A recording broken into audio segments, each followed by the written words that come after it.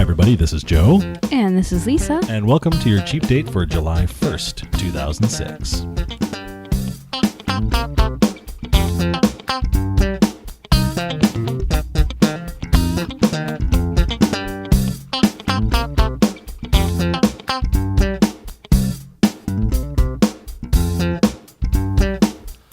That's Cheap Date, the show that asks the question, would you like syrup on your pancakes, or would you rather have syrup? We know the answer to that question. Syrup. No, syrup. No, syrup. You just say syrup because Alton Brown. No, I've said it that way all my life for nigh on 27 years. You should see the look on Joe's face right now. Nigh on. And we are nigh on 27 years for I you know. because Tuesday is Lisa's birthday. Yes, it is. Born on the 4th of July. At 11:07 a.m. on July Really? 4th. Uh-huh. We'll have to do something in honor of your birthday. You know what? I'm going to throw you a big parade right through downtown. And then there's going to be fireworks. It's going to be the most awesomest thing ever. You know what? I never get tired of that. Really? Although you did, it's kind of funny when you look through Lisa's family photo albums. Every birthday party of Lisa's, every time it's Happy Birthday, Lisa, she has this big, giant red, white, and blue birthday cake. Often with a sparkler in it instead of candles. No, there was the birthday pie. The fruit pie. And the birthday fruit pie. And there was, I remember vividly, a strawberry shortcake cake. Oh. Oh, yeah. So my mom was pretty good about, we probably would celebrate. Well, I mean, if you have a 4 or 5 or 6 year old, you know, you don't devote the whole day 4th of July to festivities. A couple times we did. You should. Well, a couple times we did, but what I'm thinking is maybe we had my family celebration like a day early on the 3rd. Yeah. Because there was so much going on the 4th. So I didn't always get red, white, and blue cakes. Not always. But I got my fair share. Okay, well, that's good. The ice cream man just went by. Did you hear that? I did. I love the ice cream What man. if the folks at home got to hear that? Oh, well. The ice cream man. So the reason that we're talking about syrup versus syrup, aside from the fact that it's a long-running fight point of between controversy. me and all of Joe's family. Not all of my family. Okay, well, you and between your you kids. and Becky. Let's Emma nail it down. You and Emma get in on it too. Don't pretend you don't. Well, why are we talking about syrup, honey? Because we made lemonade tonight. That's right. Well, actually, what we made. We haven't made lemonade yet. Right. We have everything set out for lemonade. What we made that we're drinking is actually a form of limeade, although it's not really limeade. It's freshly squeezed limes along with crushed ice, some simple syrup, which we made for the lemonade. And for those of you who don't know, simple syrup is simply... We'll come to that in a sec. Okay. What's the key ingredient? Key ingredient is cachaça. We are enjoying... Actually, this is sort of a modified version of caipirinhas, which is a lovely Brazilian drink. Which, as some people know, sometimes you order a caipirinha in a restaurant, and they put vodka in it. And technically, that's called a caipiroshka. No. A caipirinha, if it's done correctly, it's a bunch of limes, a bunch of sugar. It's all smashed up in the bottom of the glass. They throw some ice in it, and then they splash some cachaça on top of it, and there you go. Bob's your uncle, as they say. As they say. So, a key ingredient, not so much for the caipirinha. You could use bar sugar for a caipirinha. Yes, you can, because it melts quickly. But what works wonders for lemonade is if you use, instead of sugar, simple syrup. Right. And simple syrup is made by combining, I feel like I'm doing a voiceover for Food Network. Simple syrup, it's just equal amounts water and sugar. Right. Now, be sure you know what you're doing, because if a recipe says to combine a cup of water and a cup of sugar, what you get when those things are dissolved is, we discovered, about a cup. Wow, you're like Mr. Science. But stop That's it. Awesome. Well, did we or did we not get confused when we had already dissolved 4 cups of water and 4 cups of sugar, how much we needed to put back in the lemonade? That's true. You're I mean, right. roughly 1/4 of it, brainiacs, but like in terms of measurement. Right. But as it turns out, a little empirical evidence is pointing to sugar has basically no volume after it dissolves. I feel a challenge coming on from our audience. I do too. Anyone who has any information about this, we'd be happy to hear it. But the easy thing to do is just make as much simple syrup as you need, like 1 cup of it. Right. Or, like for a caipirinha, you can just douse it in to taste. We just kind of eyeballed it. Yeah. Actually, what we were looking for this evening that we couldn't find was one of those squirt bottles like they use in Chinese restaurants for the sweet and sour sauce. So that we could, because once you make simple syrup, you can keep it. I don't think you even have to refrigerate it. You can keep it for a long time. No, it keeps. Similar to marshmallow fluff, I learned. Marshmallow fluff requires no refrigeration. Nor does simple syrup. Nor do Twinkies. Well, we won't go into that. Well, anyway, simple syrup is absolutely the answer to your sugar dissolving problems. It will work great for Kool-Aid. Right. That's true, because you don't get the graininess. In fact, my mom used to do a modified simple syrup with Kool-Aid. She would put in the sugar in the Kool-Aid and then add just enough hot water out of the tap to cover it and then kind of swirl it around to dissolve it. Mm-hmm. Does everybody do that? I've done that before, but then I find just adding sugar is fine. Because you know what? There's some charm in having like a mouthful of grit when you have a sip of Kool-Aid or lemonade. There is something about the texture of real sugar. It's true. We've read lemonade recipes that include things like honey and vanilla, but I think there's our pal Rachel Ray on Rachel's block party. That stuff looked like lake water, man. It did. She put vanilla in it. She simmered vanilla beans, and scraped out the seeds. Right. She put honey in it. And honey, I like the idea of honey, but the vanilla, then she just left the seeds floating in the lemonade. I think you have to be more careful than that about the appearance of your lemonade.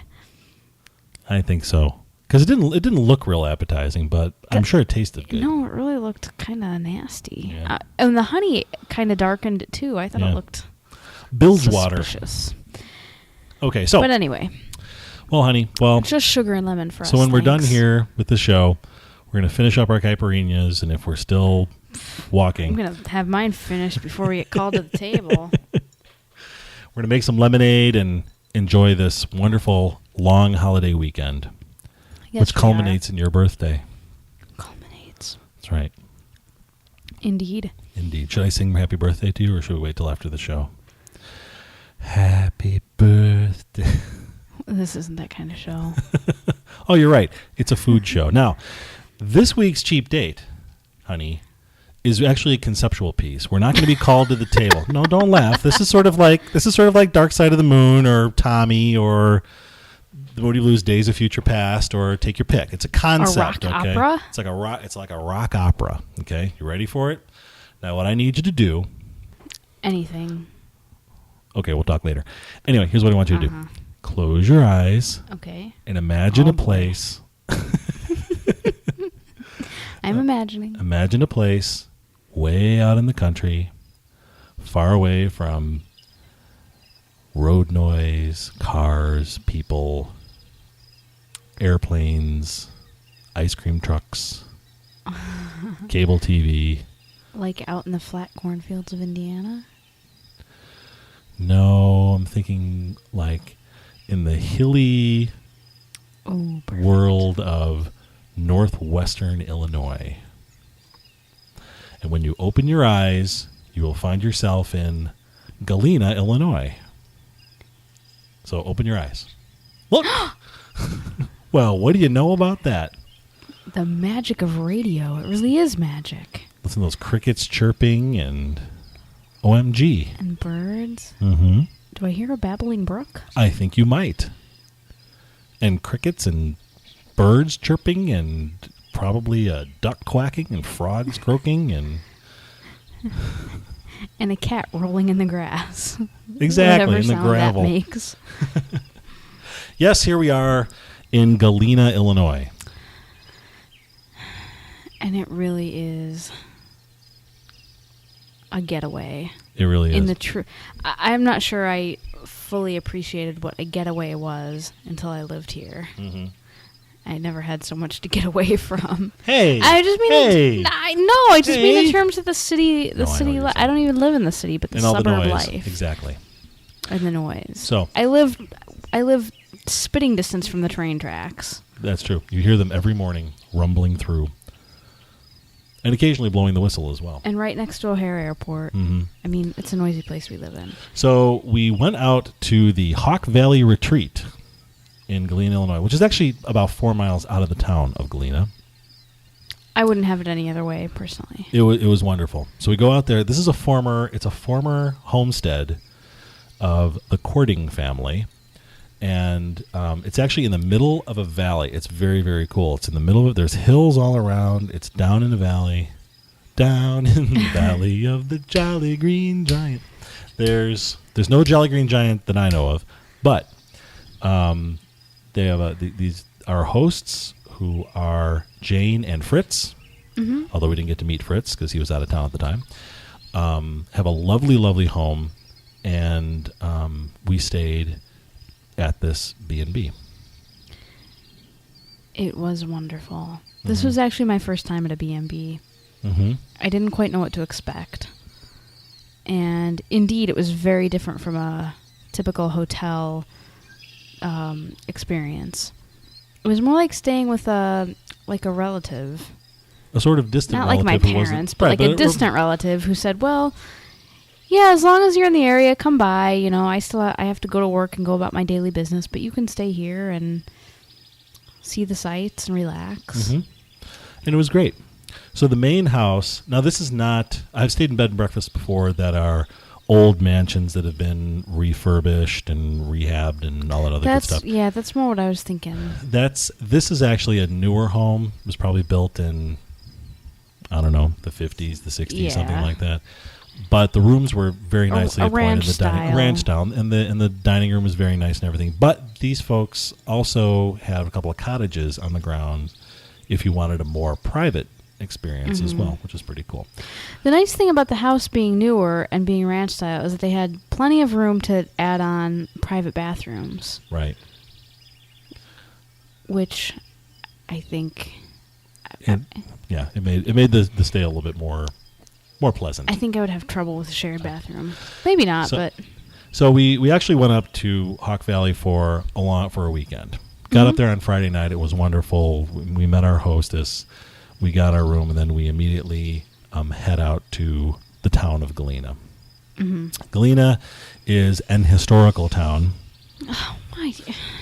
You know... The home of President and General Ulysses S. Grant, right out there. Yeah. It was also started as a mining town for lead ore. They did a lot of lead mining out there. So that's what brought the railroad out there. It's just across the mighty Mississippi River from Dubuque, Iowa. That's right. The happening town of Dubuque, Iowa. You can skip right over there and gamble on the Mississippi. Right. And as we said, it's an older town, so it's also very, very, it's very touristy. But it's not touristy in the sense of like, the same kind of souvenirs in every shop you go to. It's got a bunch of different shops. Right. Touristy meaning populated by tourists. Right. There were no chains at all. Mm-hmm. No, there was a McDonald's. Well, not downtown anyway. There was a McDonald's out there, but there was no Starbucks. There was no. Well, there was what might have been a Yankee Candle. There was a Yankee Candle. The only chains I saw were Yankee Candle, Rocky Mountain Chocolate Factory, Birds Unlimited. But it's like there was no Starbucks. There was no Cold Stone Creamery. None of the stuff you're sick of. Exactly. So anyway, we arrived on Friday night. We immediately head into town for dinner. Mm-hmm. And the first place we went for dinner was... the Market House Restaurant. Tell us about the Market House Restaurant. And we went into what I think they call the garden room. Right. As we were going in... Here's the other thing, is that the downtown... Well, the entire area is in a very sort of hilly area. Downtown is cut right through a bunch of really, really steep hills. Mm-hmm. So a lot of these buildings are built into the hills, which is kind of neat. So the Market House, you had to go up like a pretty many stairs. A pretty bunch of stairs. What I'm trying to say. Yeah, I know what you mean. Several steep stairs. And as we were going upstairs, there was a couple who was leaving who said, "Oh, make sure you ask to go into the back room," which we did, and we had this lovely back room all to ourselves. It was like a little jungle. The walls are limestone with plants and like skylight. Well, windows, but they're high windows. It's kind of dug into the earth, I guess. Right. And yeah, it was really cool. There were only about, there were like 5 tables back there. And we had it all to ourselves. And then about 10 minutes before we left, they brought a party of like 10, including 2, 3-year-old boys? 2 rambunctious 3-year-old boys. Who were really cute and really inspired by the setting. Yeah, they're trying to climb the wall. I want to climb the wall. I'm going to climb the wall. Because it did look kind of like a zoo or something back there. It was pretty cool. I can't really blame them for that. So what did you have? What did you eat? I had the fish fry. Okay. Oh, that's right. The all-you-can-eat fish fry. You didn't make it through more than 1 plate. No. All I could eat was not very much. And what kind of fish was it? It was a combination of grouper and catfish. Did you ever figure out which was which? I think so. I think I know grouper from catfish based on taste. And I had the half-pound Tavern burger, which came with French fries. And evidently this place is known for their crab louis. But Joe and I, being very, very anti-mayonnaise, it was partake. It was okay. I'm always a little suspicious of. I'm always a little bit suspicious of any type seafood of seafood in this area because we're not really near a sea. If you know what I mean. I do. They're not catching those crabs in Lake Michigan or the Mississippi. So it was very good. So the market house, the service was very attentive. Oh, and you had a couple of Long Island iced teas, didn't you? Yes. Oh, yes. Yeah, a great place to just stop in and grab a bite. They also have a bar and a front room. And, just a simple menu with sandwiches and soups and some grilled stuff, some fish, pasta. So it still qualifies as a cheap date. It was under $50 for the 2 of us, even with your 2 drinks and my 1. I had a beer, I think. And so from that standpoint, it was a good, cheap date. So it was great. Delicious. That pretty much wrapped up Friday night for us. Right. Went home, driving over the highways, trying to find the place. It gets dark there. It gets way dark. Dark in a way that it doesn't get here. Well, and the cool thing is once we got back to the B&B, we dropped all of our stuff out, and then we went and took a walk outside, and you looked up, and all you saw were stars. Mm-hmm. There was no moon that night, and it was gorgeous. Lisa found the Big Dipper, or the Little Dipper. The Big Dipper. There you go. The Little Dipper is a bit more elusive. And the other thing that was really cool was because it was a former farm, and actually the people who run the bed and breakfast own the land where the house and the cabins are, and a lot of the land around there, but then it's still a working farm surrounding their spot. Mm-hmm. There was like a big, sort of like a prairie type of thing where there was still grass and everything growing, and there were fireflies or lightning bugs out there. And there were thousands of them. And it was really, really cool because we could stand out there and just watch like all of this flashing going on. Mm-hmm. Well, yeah. I joined in, but Lisa said, "Come on, behave yourself." But it was just so cool. It was like thousands of tiny little flash bulbs going off. It was. We felt like we were on stage in a darkened Thank you arena. Thank you. Woo! With flash bulbs going off. It was very cool. And that also raised the question about lightning bugs because Lisa had heard that there are no lightning bugs west of the Mississippi. Well, that's a personal observation, actually. So we'd like to hear from wherever you are in the country or in the world. We'd like to know. Yes. Tell us about lightning bugs. This is this is a survey. We absolutely want to hear from every listener. Where do you live, and are there lightning bugs? There's some dude that I found on the internet. I think he was a lawyer, and this was one of his hobbies, was to track where he found lightning bugs. Oh, that's And cute. did you know that lightning bug larvae are called glowworms? I always wondered. I had the little stickers when I was a kid. Mm-hmm. To be the last to leave, the last to be gone, stolen from the ones who hung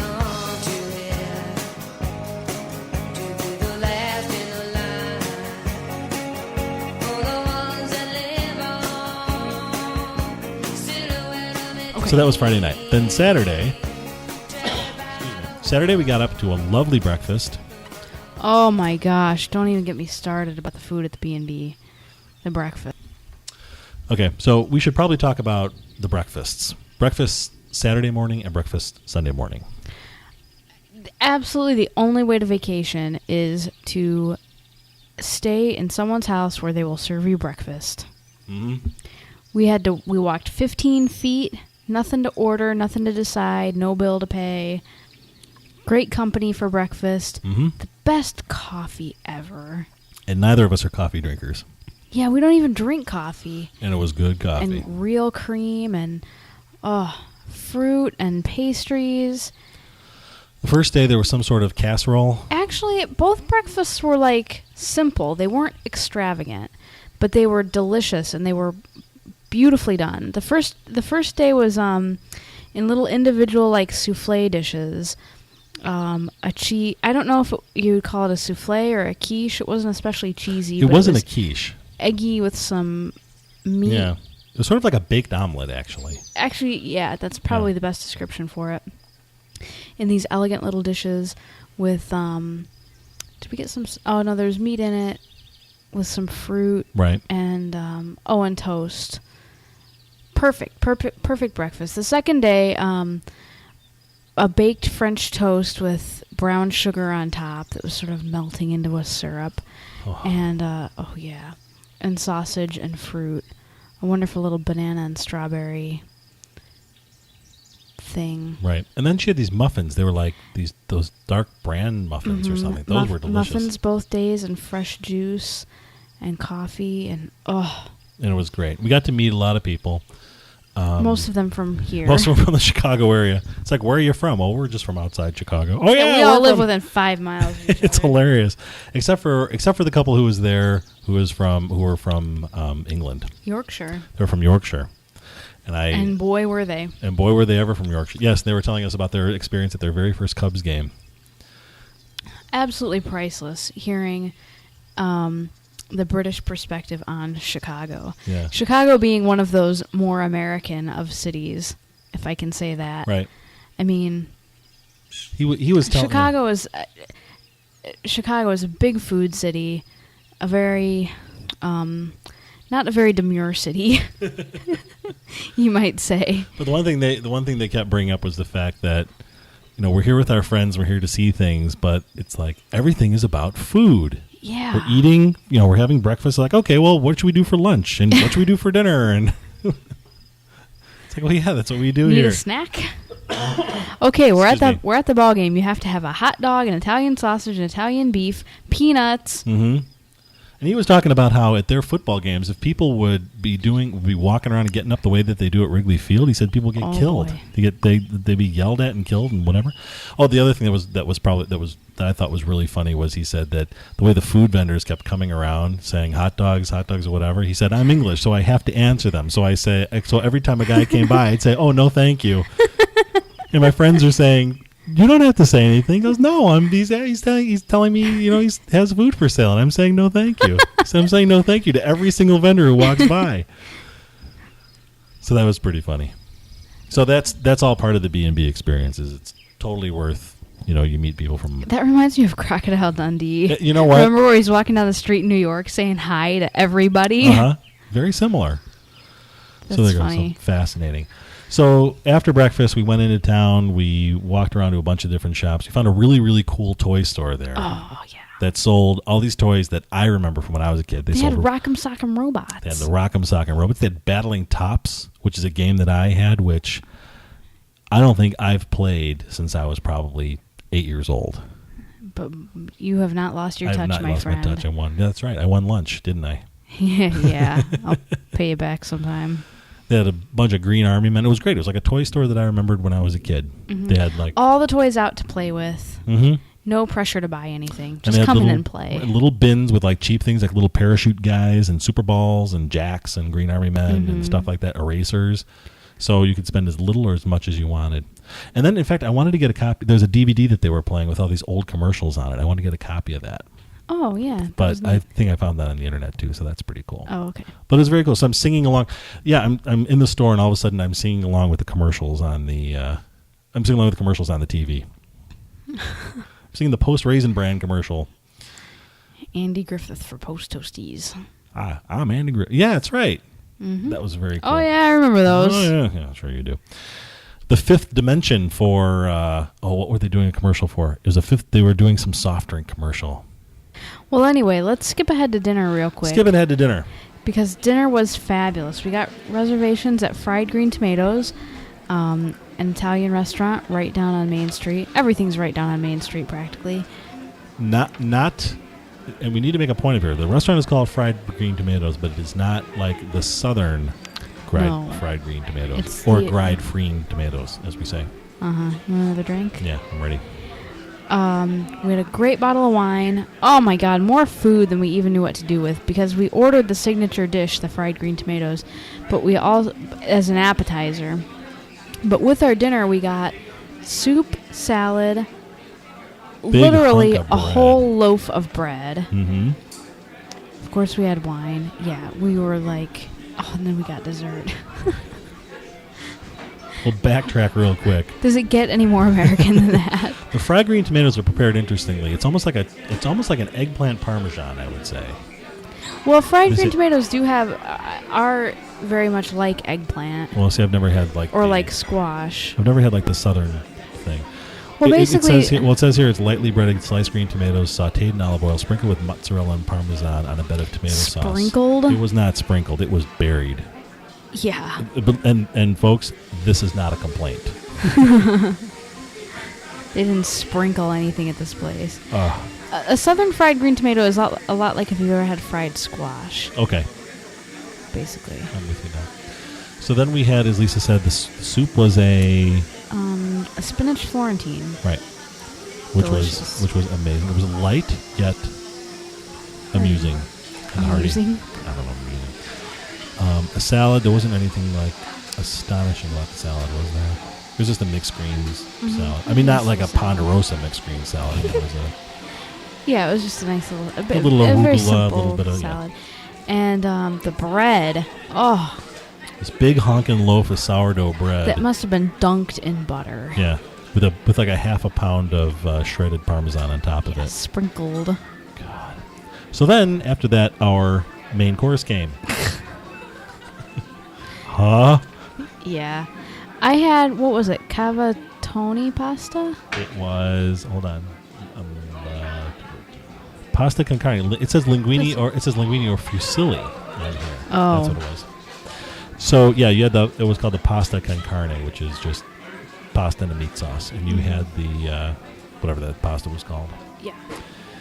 Did you have meatballs or sausage? Oh, you had the And meatballs. meatballs, remember? Yeah, the Italian meatballs. Oh man, homemade meatballs, wonderful. Mm-hmm. Top of the rich tomato sauce, sprinkled with fresh Parmesan. Of course. I had the chicken Parmesan, which was wonderful. Very, very meaty, very well done. Not pounded flat as a lot of chicken Parmesans are. No, it was a little juicier. it was like beefier. Well, it was like a breast that was sautéed and then. Yeah, it oh, was nice. wonderful. Then after we finished the meal, then the dessert tray comes around. I don't think that's even on their menu, is The it? dessert tray is not on the menu. Joe, what did you have?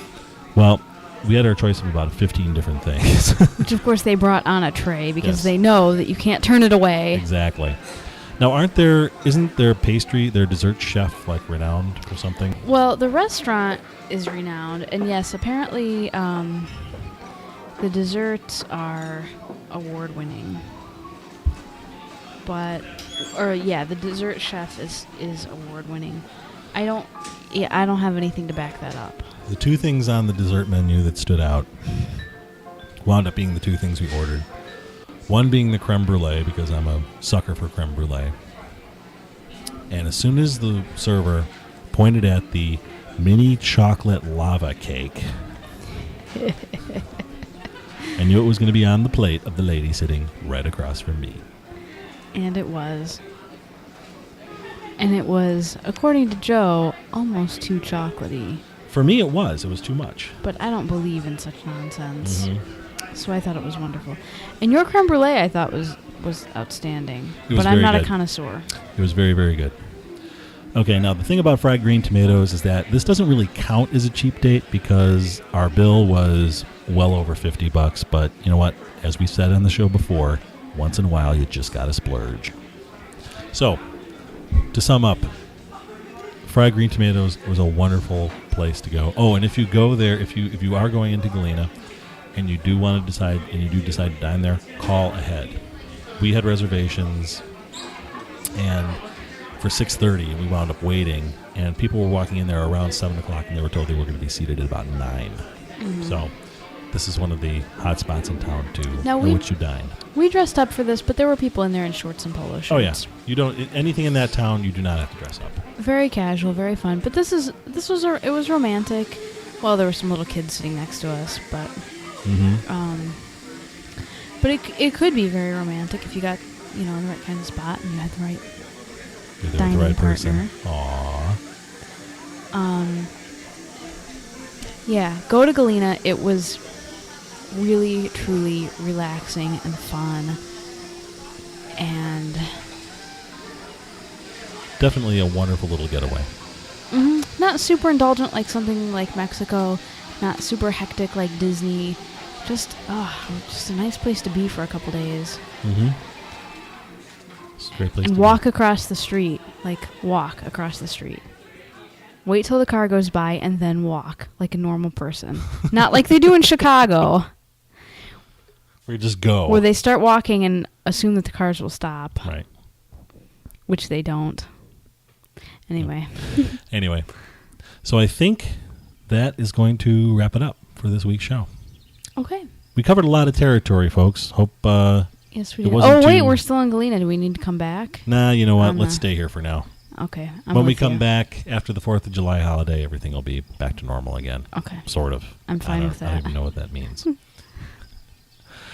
So, I'll thank be you a year again. older and a year wiser. So, thank you again to everyone for listening. And as always, we love hearing your comments. You can write to us at dish@cheapdateshow.com. and tell us about the restaurants in the area. Tell us about fireflies. Tell us about what else do we want people to tell us about? Dissolving sugar and its dissolved volume. Oh, you realize what you're opening yourself up for. So anyway, so have a happy and safe 4th of July, folks. That's right. And Light, fuse, and get away. You hear Use- me? Get away. use only under adult supervision. All right, and happy birthday to you, sweetie. Thank you. Aw. Okay, thanks for tuning in, folks. We will talk to you next time. Good night.